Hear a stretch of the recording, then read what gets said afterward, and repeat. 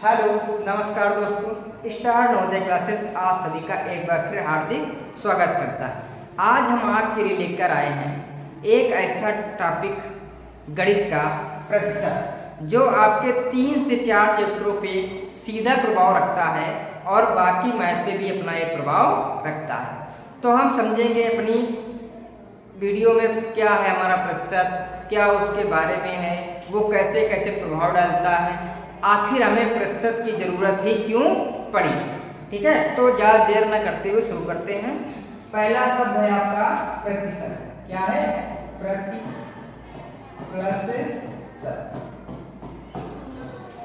ठीक है, प्रति का मतलब प्रत्येक और शत का मतलब 100।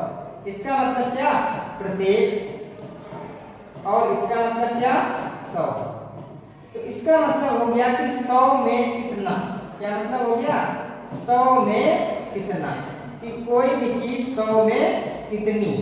ठीक है, तो उसे हम क्या कहेंगे? प्रतिशत। क्या कहेंगे? प्रतिशत। समझ में आ गया कि जब हम किसी चीज को 100 में वो डिसाइड करते हैं कि आखिर ये 100 में कितना, तो उसे हम क्या कहेंगे? प्रतिशत। क्या कहेंगे? प्रतिशत। एग्जाम्पल के तौर पे हम आपको बताते हैं।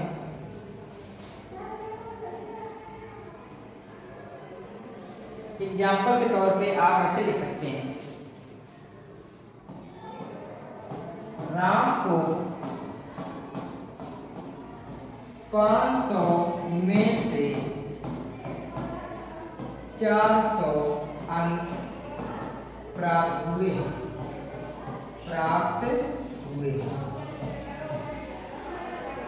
उसे कितने प्रतिशत अंक मिले? उसे कितने प्रतिशत अंक मिले? ठीक है, कितने प्रतिशत अंक मिले। अब यहां पे देखो बात वही आ गई कि 500 में तो 400 मिल गए, लेकिन 100 में कितने? ठीक है, इसकी बात आ गई।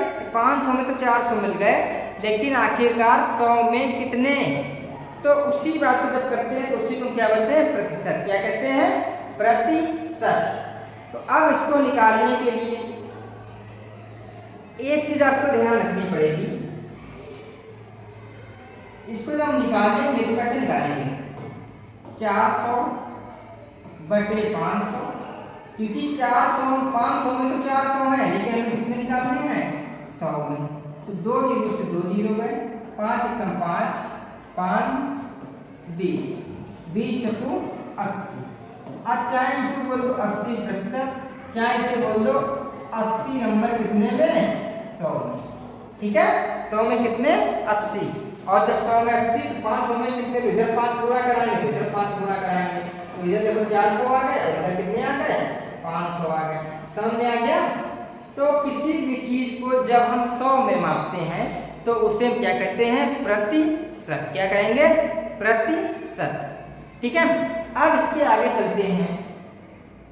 प्रतिशत निकालने में आपसे जो सबसे ज्यादा गलतियां होती हैं वो ये गलती होती है कि जो बच्चों का मैथ कमजोर होता है वो ये भूल जाते हैं कि ऊपर किसे लिखना है और नीचे किसे लिखना है। जब भी क्वेश्चन आता है तो वो यही सारे कंफ्यूज रहते हैं कि हम इसको ऊपर लिखें, इसको नीचे लिखें, क्या हमारा सही है और क्या हमारा गलत है। तो इसके लिए आपको एक चीज ध्यान रखनी है। एक हमारी बात आप गांठ डाल दें कि जिसकी वैल्यू दी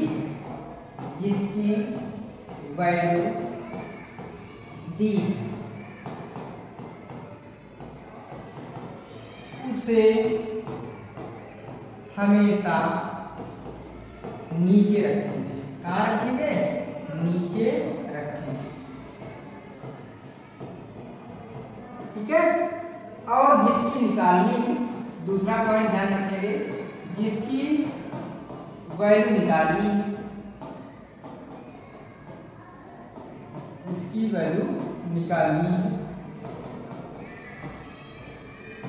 उसे हमेशा ऊपर।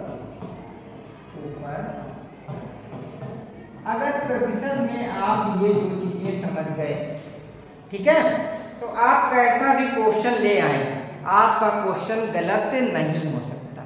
मैं आपको इस बात की गारंटी दे सकता हूँ कि एक तो आपको ये पता होना चाहिए और दूसरा आपको ये पता होना चाहिए।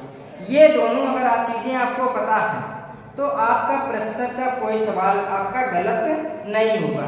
वो कितना भी बड़ा क्वेश्चन दे दे, कुछ भी दे दे, बस ये आपको पता होना चाहिए कि किसकी वैल्यू दी है, किसकी वैल्यू नहीं दी है। एक एग्जाम्पल के समान समझते हैं। 5000 का 40% कितना? 5000 का 40% कितना? तो ये 5000 किसकी वैल्यू दी है? अगर आप इस बात को समझ गए तो मुझे लग रहा है कि ये क्वेश्चन आप कर लेंगे। अगर आप इस बात को समझ गए हैं तो ये क्वेश्चन आप कर लेंगे। तो 5000 किसकी वैल्यू दी है ये आपको बताना है। तो 5000 वैल्यू दी है आपकी किसकी? 100%। किसकी वैल्यू दी है? 5000 जो आपकी वैल्यू दी है वो दी है आपको 100% के बराबर। निकालनी है किसकी है? 40% की। किसकी निकालनी है? 40% की। तो हमने पहले क्या लिखा? जिसकी वैल्यू दी उससे नीचे किसकी वैल्यू दी है? 100 की। तो 5000 बटे 100 किसकी निकालनी है? 40 की। तो इसको ऊपर 2 जीरो से 2 जीरो गए, इसका गुणा कराएंगे तो 5 × 20 2000। आगे समझे? तो एक ये फंडा आपको याद रखना है कि जिसकी वैल्यू दी उससे हमेशा नीचे रखेंगे, जिसकी वैल्यू निकाली उससे हमेशा ऊपर रखेंगे। चलो दूसरे क्वेश्चन समझते हैं।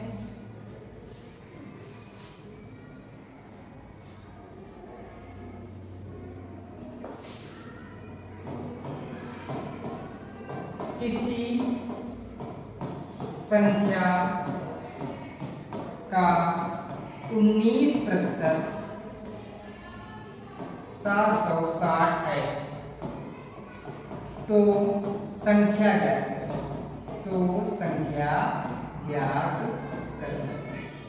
अब इसमें आपको देखो किसकी वैल्यू दी है? 19% की वैल्यू कितनी है? 760। और कोई भी संख्या अपने आप में कितनी होती है? 100%। तो वैल्यू दी किसकी है? 19% की। जब संख्या पूछी तो वैल्यू निकालनी किसकी है? 100% की। तो ऊपर वैल्यू रखेंगे, नीचे किसकी वैल्यू दी है? 19 की, और गुणा किसका निकालना है? 100। 19 से 19 1976 कितना जाएगा? 4000। ठीक है, समझ गए? तो बस आपको एक चीज ध्यान रखनी कि जिसकी वैल्यू दी है उसको हमेशा नीचे रखना, जिसकी निकालनी है उसको ऊपर रखना। ये दूसरे प्रकार का होगा क्वेश्चन। तीसरा देखिए,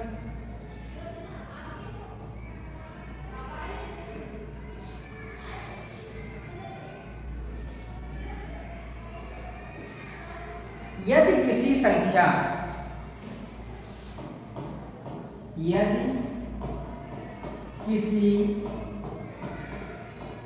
संख्या का 40% 2000 के बराबर है, 2000 के बराबर है, तो संख्या का 60% किसके बराबर होगा? किसके बराबर होगा? अब ये जरूरी नहीं कि हम उस संख्या निकालें, हमें उस संख्या को निकालने की जरूरत ही नहीं पड़ेगी। किसकी वैल्यू दी है? 40% की। किसकी वैल्यू दी है? 40% की वैल्यू दी। ठीक है, किसकी दी है? 40% की वैल्यू दी है। कितनी दी है? 2000। किसकी निकालनी है? 60% की निकालनी है। तो जिसकी दी है उसको नीचे और जिसकी निकालनी है उसको ऊपर। 1 0 से 0 के 4 पंचे 20, 6 पंचे 30, 3। ठीक है, अब 4 है तो अब बाकी लोग कैसे निकालेंगे? पहले पूरी संख्या निकालेंगे, वो ऐसे निकालेंगे कि 2000 बटे 40 गुणा 100। पहले संख्या निकाली, संख्या आएगी 5000 अब इसका निकालेंगे तो 60 तो आएगा 3000। ठीक है, कितना आएगा? तो उनका आ जाएगा 3000। कितना जाएगा? 3000। लेकिन ये हमारा लेंथी प्रोसेस है और इसे हम भूल सकते हैं, तो इसलिए हमारा सबसे सुटेबल क्या है कि जिसकी वैल्यू दी है उसको नीचे आप रख लो और जिसकी वैल्यू आपको निकालनी है उसको आप ऊपर रख लो। अगर आप इतना करने में एक बात अपने दिमाग में बैठाना सीख गए तो मैं आपको गारंटी दे सकता हूं कि आपके दिया हुआ परीक्षा का कोई भी क्वेश्चन आपका गलत नहीं हो सकता। क्या नहीं हो सकता? गलत नहीं हो सकता है। चलो एक बार और देखते हैं, एक बड़ा क्वेश्चन ट्राई करते हैं, देखते हैं कि उसमें ऐसा पॉसिबल है कि नहीं।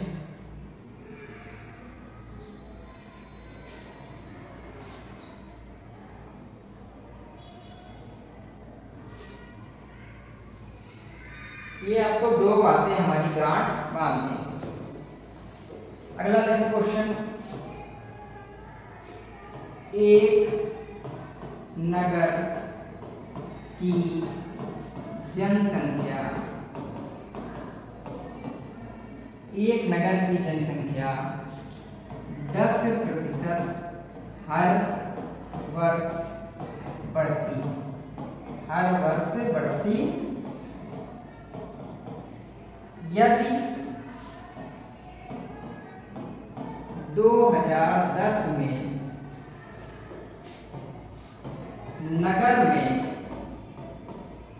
में 1 लाख लोग रहते हैं,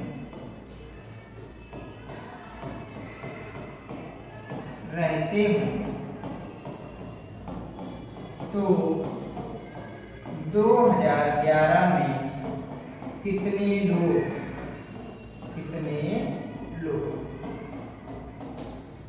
ठीक है।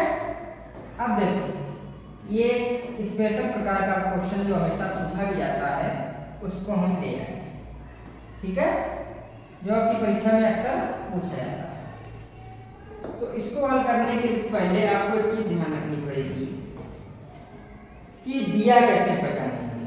तो एक नगर की जनसंख्या 10% हर वर्ष बढ़ती है, तो मान लेते हैं कि अगर 2010 में वो 100 होगी तो 2011 में कितनी हो जाएगी? 110। 100 पे 10 बढ़ गया, 10% बढ़ गया। अब दी है 100 की और निकालना किसकी है? 110 की, ठीक है।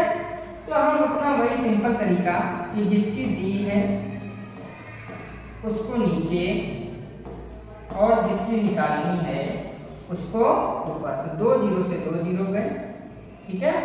1 2 3 4, 1 2 3 4 और कितनी हो जाएगी? 1,10,000।